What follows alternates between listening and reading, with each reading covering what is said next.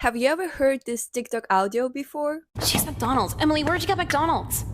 McDonald's? Bitch, give me a fry. Is that how you ask? Bitch, please give me a fry. Let me tell you a secret. It's from Class of '09. Class of '09 is a series of games that are based on 2000s aesthetic and revolve around lives of teenagers from that time. It references a lot of bands, stores, or famous people and pop culture of those times. Even the characters are often dressed in those emo or mug-bling styles. People are obsessed with this game, myself included, because even in 2024, it portrays the teenage experiences so realistically and all the characters are just so brutally honest and real, you just cannot help but relate to them. It is also an absolutely unhinged game, because you see, Class of '09 is actually an anti-dating visual novel. If you don't know what that means, let me explain. You see, stereotypically visual novels involve a male protagonist who meets a lot of women that are all in love with him, and in the end, he picks one that he will date. But Class of '09 is the exact opposite of that. In Class of '09, you play for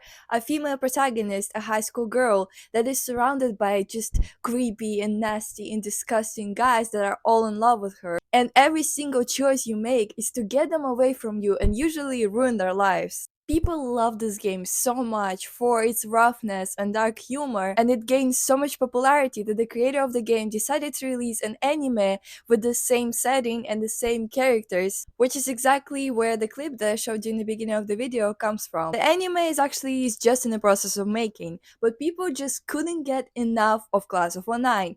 People wanted more. So, another game was released, Class of '09 The Flip Side, and it shocked everyone because it was so bad and genuinely disgusting. This game literally marked the downfall of Class of '09 and the reputation of the creator. But what is so bad about Class of '09 The Flip Side, and why does everyone hate it? Let's talk about it. Hi! Before we start, this game genuinely involves so many gross things and social issues that may trigger people. So please read this giant trigger warning list before watching. Now, to get to the root of the problem, we need to start from the beginning. You see, Class of '09 franchise involves 3 games in total: Class of '09, Class of '09 The Re-Up, and Class of '09 The Flip Side. Class of '09 is obviously the first game, and it's also the original concept behind all other games. And it has the most endings, the most of possible outcomes, 15 to be exact. The game is centered around a sociopathic high school girl named Nicole. In the very beginning of the game, she tells us the story of her life. Nicole was moving from school to school, from state to state for the entirety of her life after her parents divorced. She was never able to settle in school for long and find actual friends, but then one time, finally Nicole stays in school for so long, she gets so popular, but then her brother gets caught pirating some mixtapes and they have to move again. And so she said, "Fuck you, I'm living with Dad. He's just a neighborhood down. I put the boxes down, go over, knock on the door, and boom! A gunshot! My second Christmas himself. I walked in. Floor looked like a whole-ass video game, just blood everywhere. And get this, his suicide note was stuck to the fridge with a Cookie Monster magnet. All he wrote on it, Nicole's fault. I'm Nicole, by the way. Hi, what the fuck did I do to him?" After this monologue, the game starts and Nicole goes into her new school and starts meeting new people. And after meeting so many characters, the only real friend she finds is Jecka, a blonde girl that we're gonna talk about in detail later. One thing about the original game is that it's absolutely wild with the endings. And just so you could grasp the idea of how unhinged this game is, there is at least 3 endings that involved the girls getting involved with the white nationalist movement. And in those 3 endings, they either end up all being arrested, or only Jecka gets arrested, or Mr. White burns down the school. Crazy, I know, but that's just the top of the iceberg. Especially when considering that in the other endings, Nicole gets sent to rehab, mental hospital, becomes homeless, and even self-exits. So I think it would be safer to talk about the re-up of the game, which has only 7 endings. And it's also the most popular game, and it's also my favorite. Do you remember how I mentioned that Nicole is a sociopath? When I say it, I really mean it.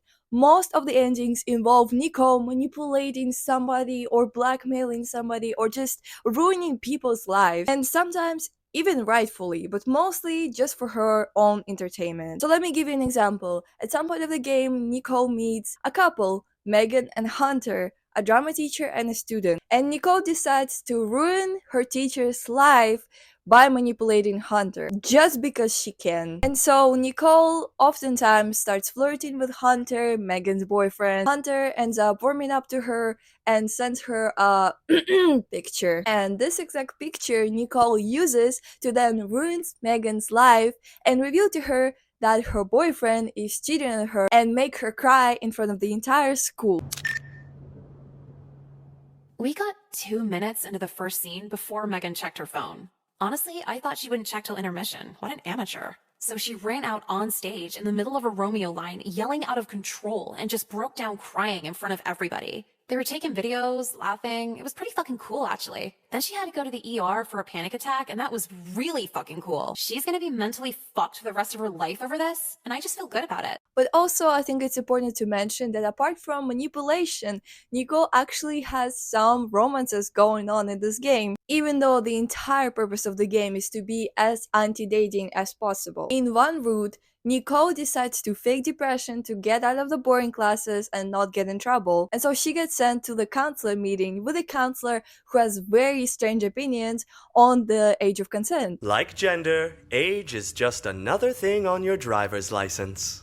How do you feel about that, Nicole? Do you have an I feel statement? I feel like he wants to fuck And in the process of all of this, she actually meets a girl named Ari, a red-haired closeted lesbian. Shut up, lesbians. They get to talking, and eventually Ari decides to steal Nicole's excuse of having depression and use it to get out of boring classes as well. And when Nicole finally confronts Ari for stealing her excuse, she actually comes out to her and then realizes that nobody will judge her because of her sexuality. She also confesses to Nicole, and you have two options: whether Nicole should date her or reject her. If Nicole decides to date her, Nicole will manipulate Ari so bad and use her and bully her to the point where Ari turns straight again. But if Nicole rejects Ari, she becomes known as homophobic to the entire school and even make a petition to get her out of the school. I believe the best course of action is writing Ari a formal apology letter to— Fuck that shit. Do you even know how I got involved with this bitch? Language. Do you even know how I got involved with this hoe? Slightly better. She then later will be invited to the Straight Alliance Club, where all the guys are proud of being straight. Welcome our new member, Nicole. Oh, what's up? Fancy seeing you here.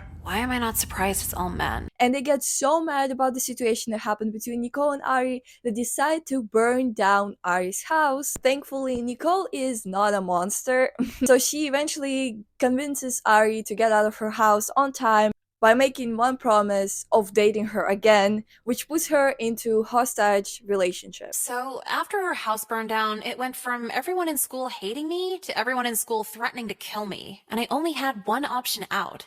I've had to date Ari for the last 2 months so far, so they wouldn't think it was my fault. And I gotta keep this up for another 6 and hope she doesn't figure the charade out before graduation. She's really fucking annoying too. One of the bad endings for Nicole is when she gets sent to prison. All because Nicole and Jecka get together and cook up a substance, which then Nicole uses to sell in the community and pretend like she's getting community service hours. Alright, don't worry about it. They won't even know we had it when we're finished. Finished with what? You brought the supplies, right? Yeah, you brought me here to cook crack? Yeah, what else is baking soda for? I don't know, baking? She then later gets traced by police and gets arrested and gets sent to jail for 2 years. Average high school experience. Judging by all of this, you probably already know that Nicole is definitely not a straight A student. She's actually a very bad student with an attitude. And at some point, she might get sent to remedial classes, depending on your choices. I wish the Holocaust happened. What was that last part? I said I wish the Holocaust happened. I think you need remedial history. Pretty sure the Holocaust did happen. Oh. Well, I wish it happened more. Then that fuck wouldn't be here. So this is remedial classes. And so when Nicole gets put into those remedial classes for her bad behavior and not doing her work, she meets a blonde emo girl named Emily who has some serious mental issues. They both get put into remedial English classes with a teacher, Miss Ames, who they hate so much. And Emily plans to do something that will change the trajectory of Miss Ames' life to show her who is really the smart here. Nicole and Emily agree to OD in the front of entire class to show that poetry comes from misery. Nicole actually spikes her mixture with something else which makes her survive, and the only conclusion she gets out of seeing Emily die is that she's not as cool and as edgy as she thought she is. It's honestly super humbling when the trashiest girl you know, probably coked out of her mind, says the most thoughtful thing you've heard in years. I thought I was like deep and misunderstood and made the text and background all black on MySpace so it's like a blacked out profile. But no, I never planned a suicide pact. What I'm trying to say is you could skateboard, smoke cloves, get your tongue pierced. There's always going to be a hotter bitch than you. And you just gotta accept that. There is another ending to Nicole being put into remedial classes. So instead of forming a not really platonic friendship with Emily, Nicole actually sets up her own goal. She wants to fire Miss Ames, and she's ready to do everything in her power to get this happening. I want to write something that gets me the grade but destroys her reputation. This sounds like way too much effort. How would you even do that? Everybody has biases. And when push comes to shove, those biases turn into major personality flaws. But most importantly, she wants to make her out as racist. Spoiler alert, she actually is. Honestly, I just thought the school board would get her fired or something. Did not plan on the owner of a kosher deli listening in on it and calling the ADL afterward. Thanks for the heads up, Mom. Everyone involved had to go to court. Everyone. And they went through all of Miss Ames' past, and this bitch was fucked up. In college, her thesis paper was about how interracial relationships were misogynistic against white women. You can't make this shit up. Unsurprisingly, another ending I will talk about right now also involves blackmailing. In this route, she actually gets expelled from school for making her teacher angry. And so when her mom finds this out, she kicks her out of the house. And so Nicole is homeless and she has to find a way to make money. She starts escort on MySpace. When she's doing all of the services, she finds out that one of her clients is actually the exact teacher that got her expelled from school, and so she takes a timed picture of him and gets him arrested. I'll go to the ATM if you promise to just not tell anyone. Oh, for sure. Yeah, trust me. We won't tell a soul. You know, damn well we told after we got the money. I told Jecka. Jecka showed the photo to Miss Lynn. Miss Lynn informed the school board. Mom got a call from the principal saying I'm back in school, so I'm not homeless anymore either. Everything just kinda worked out. Aside from all the trauma I got from selling my body, but whatever. Please remember this ending because it will be so important later in the video, no matter how gross this is. How is Class of 09 the flip side is different from all other games, and why do people hate it? Well, one of the most important differences to point out that it's actually from the perspective of Jecka, Nicole's best friend. And considering she's the most sane and moral and rational person that Nicole is close to, I knew the game would be different, but I couldn't even imagine what would actually happen. The game has only 5 endings, but it's double the price of all the previous games, which doesn't add up. And because of that, 80% of the game is just listening to the dialogue and not making any choices or decisions, which is a huge disappointment. Literally the whole point of the game is to make decisions for characters. But wait until you hear what kind of events happen to Jecka and what kind of choices we have to make. Spoiler alert, none of them are good. So I ask for you guys to remember the ending with Nicole getting into escort, right? When Jecka found out that her friend is making money this way, she said this: I could never do this. It's so gross. Guess what happens in the flip side? Jecka gets into escort, and not the normal one. Essentially, the entire game is based around Jecka showing her feet for money. And you just cannot escape it. It's basically the entire game. But how does Jecka even end up in the escort in the first place? You see, in the very beginning of the game, Jecka's mom and dad actually get divorced, and Jecka is staying with her dad. And her dad is a very interesting character because he keeps pressuring her into getting good grades so she could go into good college, and he also pressures for her to get a job and make money. I swear if you don't shut the fuck up, I will throw your ass out on the street! Okay, Dad. How about I knock a tooth out every time you act like your bitch whore mother? Think I give a fuck we paid for braces? Right, fine, I'll get a job. Shit! Now get your ass out there and find a job or your mattress is going in the backyard! Okay, just stop yelling! And under all this pressure, Jecka has no other option but to look for a job. In one of the endings, Jecka actually gets a normal job where she works at Hot Topic, and her manager pressures for her to dye her hair black so that she looks more emo and customers love her more. Barely run. They couldn't blow out a candle. What about blowing? Do we know you? Jecka, what the fuck? Sorry, I know I said I'd stop doing those jokes. No, what is your hair? Oh shit, that is Jecka. Long story. Are you working at Hot Topic? Maybe. How'd you know? They make every girl do that. If conventionally attractive people worked there, all the fat metalheads would feel insecure while they're shopping. But Jecka hates this job. It makes her so miserable she becomes an alcoholic, and she goes to parties every single night as a way to cope with this burden and the job that her dad forced her into. One day she gets drunk at a party and she drunk drives and runs over Ari. And although Jecka doesn't get into much trouble, we cannot call it a happy ending because people die. And if you thought this was bad, in one of endings, Jecka gets a job at FYU and gets sent into literal slave trade. So technically, we're left with no other option but to get Jecka into all this food stuff. So it all starts when Jecka meets Jeffrey, a nerdy, anime-obsessed guy with weird fantasies. I want 40-foot tall women with cat features to step on me. And he asks for Jecka to show her feet to him in a Starbucks bathroom for good money, and she agrees. Eventually, she ends up in this whole business industry and ends up doing it for billions of guys. And she becomes very rich, which doesn't go unnoticed. It brings up our next question. What about Nicole? Jecka and Nicole are literal best friends. Does she ever find out what Jecka does for money? Yes, and she will be interested in turning into this way of making money too. And you can choose whether Jecka wants to split the money or refuse. None of these choices end up well. If Jecka decides to split the money and partner up with her friend, Nicole essentially ends up killing Jeffrey. Nicole manipulates Jeffrey by playing into his fantasies and flirting with him, and eventually she makes him drink a mixture of pills and alcohol, and she also manipulates Jecka to not call 911. He was what? He was my best client, Nicole! If he's actually dead, that's $800 a month just gone! I thought I was a sociopath. How long has he been like this? I don't know, like 20 minutes?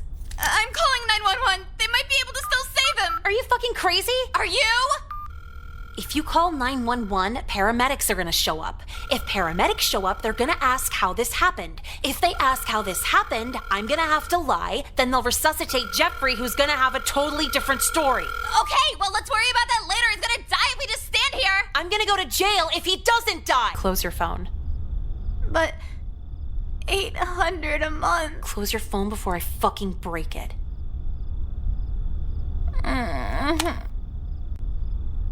And even though Jeffrey's mom was very happy that her son died, it's still not a good ending. And even though the game is literally all about Jecka, Nicole still steals all the spotlight by manipulating everyone around her. It's something that didn't change since previous games. It's not even the worst outcome, because at some point it goes overboard. If Jecka refuses to partner up with Nicole, she ends up self-exiting, because she finds Nicole at her house with her dad shoving feet into his face. But at least I'll be gorgeous forever.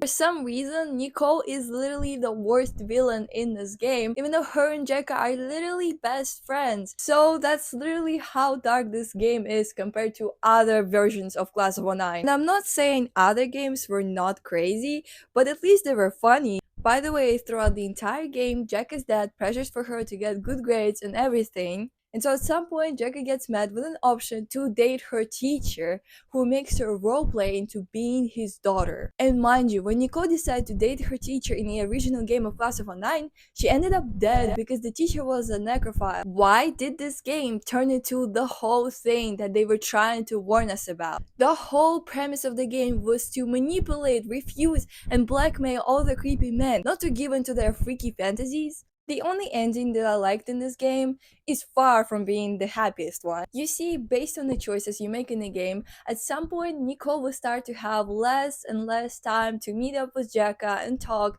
and she will say something that she has to go hang out with her new friends. So Jecka kinda ends up being alone and going insane, going through all of this alone. You see, Nicole's mom actually forced for Nicole to hang out with certain people, which made her very depressed. Nicole ends up self-exiting and Jecka finds her in her house, in her room, and finds a note. She left a note. Books, puzzles, and pawns. Don't be mean, don't judge. Her mom did this? That's why she was hanging out with those idiots. What do I do now? Throughout the remaining of the game, Jecka is forced to come to realization that she has to keep going with the burden that her best friend is dead. Nicole's and Jecka's friendship is essentially the backbone of the entire game. It's the best thing that ever happened in Class of 09. But what I find interesting about this ending is that this is the exact reference to the original Class of 09, where we have the exact same ending with the exact same picture of Nicole self-exiting, but from her perspective. People are books, puzzles, and pawns. In that order. First they're read, then they're figured out, then they're persuaded. Some would call that wrongly manipulative. But what's the alternative? Basically any advice my mom's ever given me? Don't be mean, don't judge, be open. They're called warning signs, but ignoring them makes you a nice person. And one day, if you're a nice enough girl, you'll end up just like me. And just like my dad. If you're reading this, I'm dead. And one of the things about Class of 09, when you reach an ending, you get a message on a little phone that's in the game. And when going through this ending with Nicole self-exiting in the original game, we get a message from Jecka. And now on the flip side, we can finally see Nicole's message. And this broke me, because I came to realization Jecka was the only close person to Nicole, and despite her sociopathic tendencies, she actually tended to actually care for her best friend. And Nicole's message to Jecka just shows more that she actually cares about her. Not to mention that Jecka was probably the only person Nicole texted before. Which also makes me draw another conclusion. None of the events in the game make sense. Nicole would literally never betray her best friend by playing into her dad's food fetish. Nicole would never do it to Jecka. And the way they keep arguing in the game and they keep choosing other people over each other, it's just so off character. In original Class of 09 and in the Class of 09 re-up, Nicole and Jecka were inseparable. They were always together and they thought that they were the only smart people in the school. They actually respected and valued each other. So I genuinely do not understand why the creator of the game decided to separate them and make them both miserable. You see, every ending makes Jecka depressed to some degree, some more than others. It seems to me that the creator of the game just hates Jecka. She is constantly under pressure from her dad, who threatens to beat her if she doesn't do what he wants. She has all this weight of expectations on her. She even turns to prostitution, for God's sake. And not to mention her only best friend either ignores her or betrays her. Nothing in the Class of 09, the flip side, is funny. While Class of 09 is literally known for being funny and making fun of stereotypes and dark humor. Where is all of this? It's like Class of 09 the flip side is completely different game with different elements, which makes it bad and worse than other games. And which is why it marks the entire downfall of the whole franchise of Class of 09. But not everything is as bad as it seems. Because let me remind you that the creator of the game is literally working on an anime inspired by it, and there's already some sneak peeks, some pictures, and some videos of what it may look like. So let's all hope that the anime will be as good as the first two games, and everyone will just forget about the horrors of the flip side, and that Class of 09 will be officially back. But as always, that's just my opinion. If you have a different one, you can always express it in my comment section. And if you just want to say something, you can always do that in the comments below. I will please ask you to subscribe to my channel and my other social media that are linked in the description. And I will please ask you to like this video or not. I don't really care. And now, bye!